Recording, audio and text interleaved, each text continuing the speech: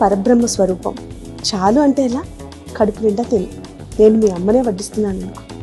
ఏమండి అప్పారావు గారు, ఫుడ్ ఎలా ఉంది?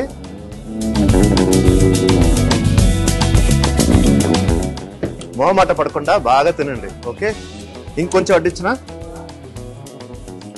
సాంబార్ వేసుకుంటారా?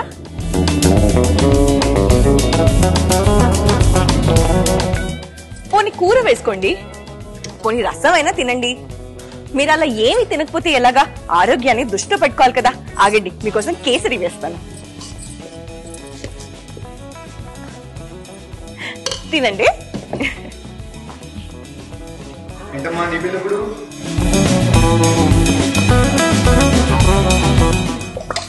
నువ్వు పోయినప్పుడు సాంబారా? రే వెంకట్రావు, సాంబార్ ట్రై.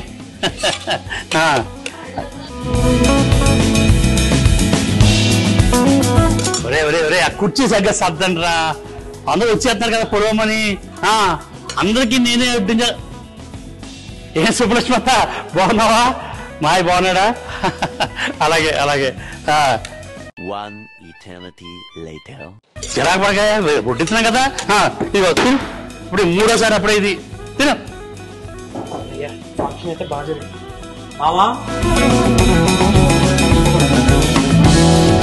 ఆకలేసి త్వరగా వడ్డించు.